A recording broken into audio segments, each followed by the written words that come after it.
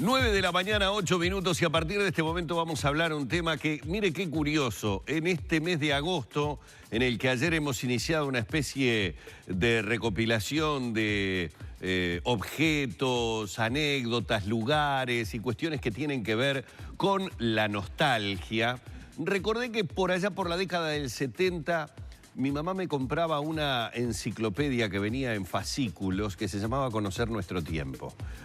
Supuestamente era una enciclopedia que nos permitía saber qué adelantos tecnológicos se iban a venir en los próximos años. Una de las cosas que más me impactó de algunos de los fascículos fue ver una vez en una contratapa lo que a los autores de esta enciclopedia se les ocurría iba a ser el hombre del futuro. Yo era prácticamente un adolescente, un niño, por lo tanto podía suponer que iba a ser ese hombre del futuro. Que padecía de una macrocefalia monstruosa. Supuestamente, en aquel momento, esa enciclopedia decía que la enorme cantidad de conocimientos que el hombre va a ir adquiriendo a lo largo de los años va a generar que tengamos como una especie de cabeza tipo sandía. Espantoso. Yo creo que lo mejor es hablar en serio y saber. Nuestro cerebro, con esta revolución tecnológica que estamos teniendo, ¿está ganando en habilidades? ¿Estamos perdiendo algunas habilidades porque justamente el mundo nos plantea otra cosa? Bueno, ese es el tema que vamos a estar tratando a partir de este momento, además de otros, con María Roca, coordinadora científica de la Fundación INECO, que es especializada en neurología cognitiva y coautora del libro Descubriendo el Cerebro. Y también Sonia Abadí, que es médica, psicoanalista e investigadora en innovación y redes humanas. Ellas están formando parte de una nueva edición de MP Update, que bajo la consigna Mentes en Movimiento se realiza hoy. Primero que nada, bienvenidas, un placer tenerlas. Gracias. Obviamente son muy jóvenes para recordar la enciclopedia Conocer Nuestro Tiempo, pero escucharon hablar, me imagino, de eso, de que el hombre del futuro iba a tener una especie como de macrocefalia monstruosa debido a la cantidad de conocimientos. ¿Es así o como uno a veces siente como que nuestro cerebro va descartando cosas a medida que asimila otras? Bueno, es las dos cosas. Ajá. Es las dos cosas.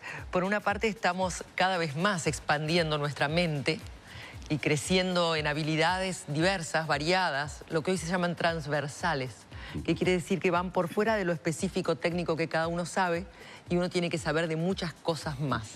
Por eso lo del update me encanta a mí, ¿no? Porque uno tiene como que ayornar la mente sí, a las nuevas realidades. Pero por otra parte, es cierto que la tecnología nos complementa.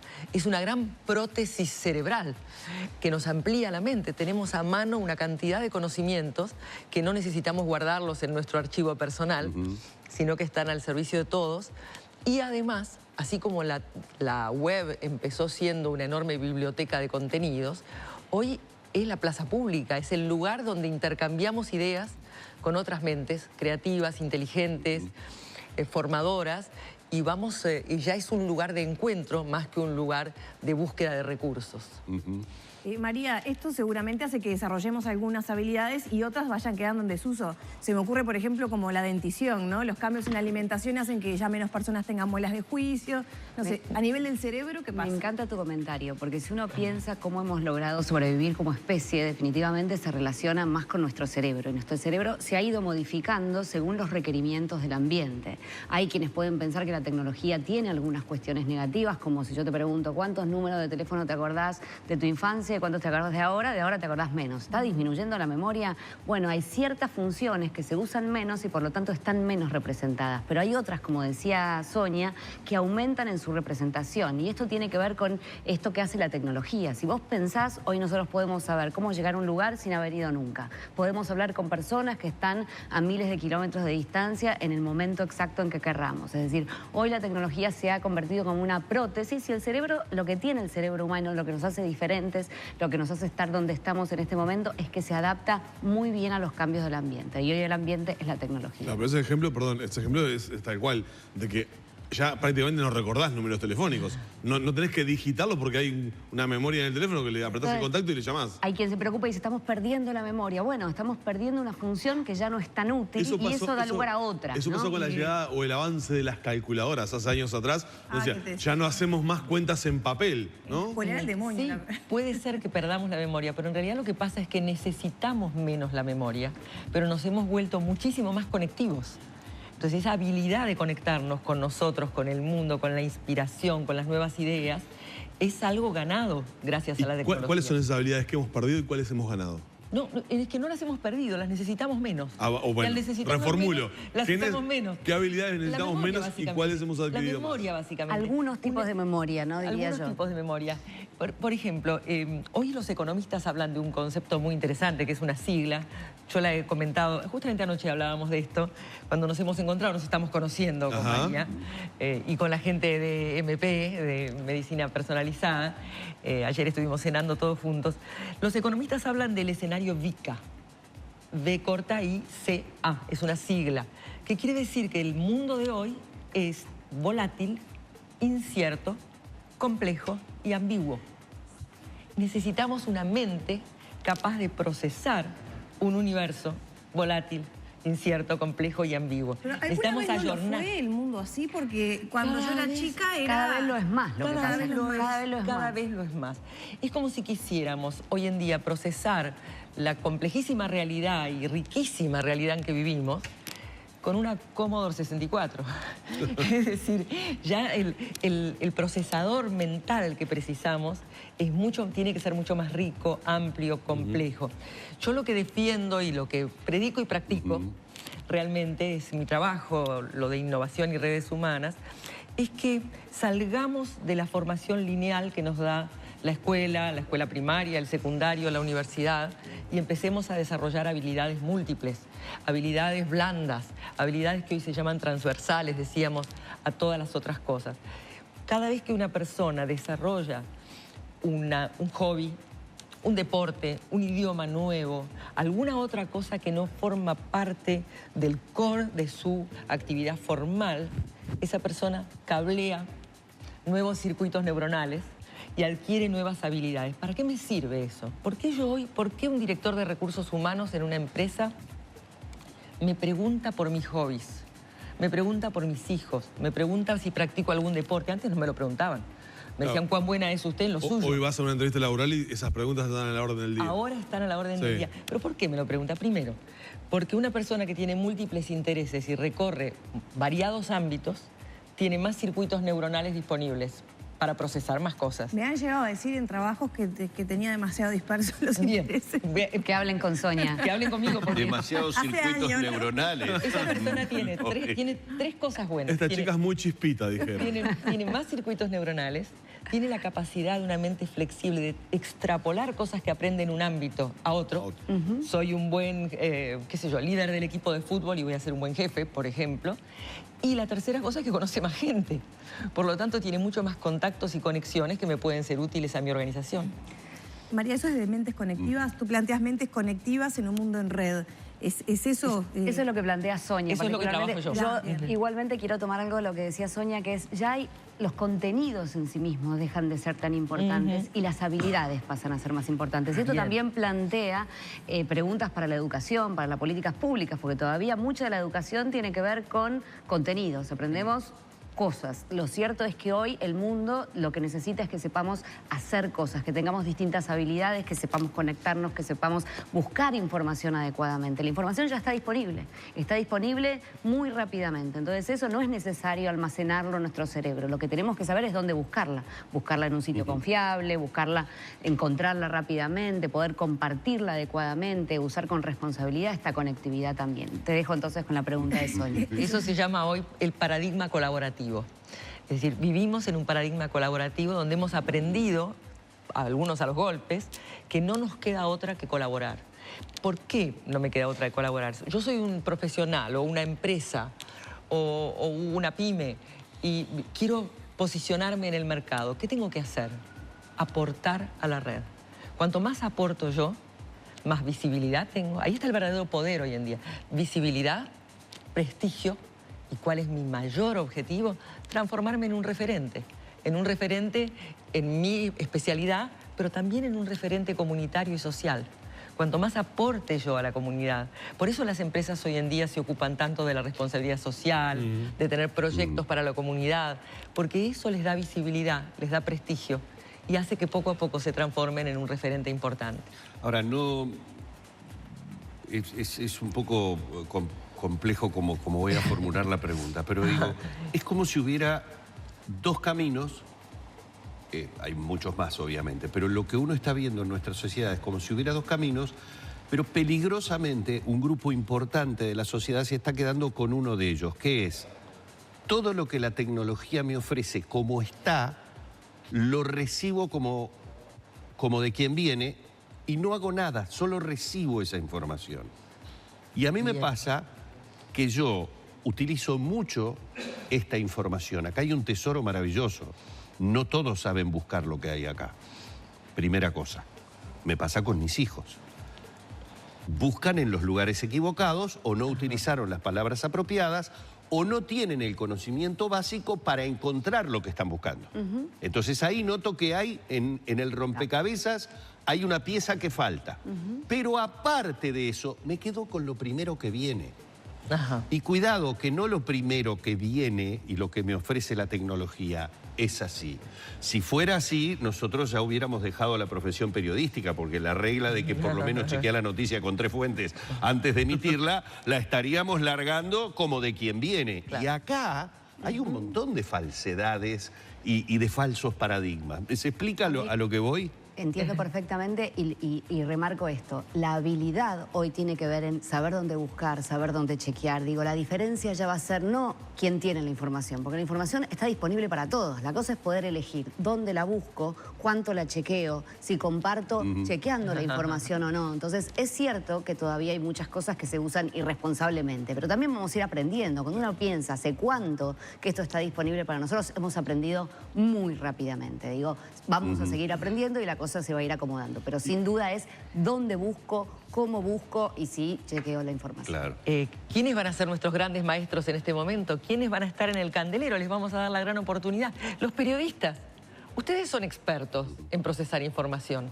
¿Por qué no nos ayudan a enseñarle a los chicos cómo se procesa la información? Sí, pero es algo difícil hacer desde la facilidad que ofrece ahora la tecnología, porque antes... Es más complejo. Uno arrancaba en la redacción de prensa en cualquier medio, vamos a poner ejemplo la radio, y tenía un periodista veterano que te ponía el diario arriba y te decía... dame vuelta a estas noticias para el informativo de las 13. Y uno sabía lo que era dar vuelta a la noticia. Era dar la noticia desde otro ángulo utilizando otras palabras para que no se notara que estabas copiando del diario. Y generabas una diversidad de vocabulario y metáforas para decir lo mismo para que no apareciera la misma palabra. Bien, ahí voy. Preparar la mente para el futuro implicaría que los chicos sepan hacer estas cosas. No está en la currícula académica hoy que te digan, ojo, hay que chequear, hay que compartir, hay que ver quién compartió. Hay muchas herramientas que tenemos y nadie nos está enseñando cómo usarlas, ni a los chicos ni a nosotros. Esa es la mente del futuro, la mente que sepa usar bien a su favor la tecnología de forma responsable, porque también después está la adicción a la tecnología, todas esas cuestiones. Pero tenemos que aprender a usar esto a nuestro favor. Como esta prótesis puede ser positiva, como puede ser negativa. Entonces, esas son las herramientas que debiéramos estar enseñando. Yo quisiera agregar algo a este punto. Yo hablo de pensar en red.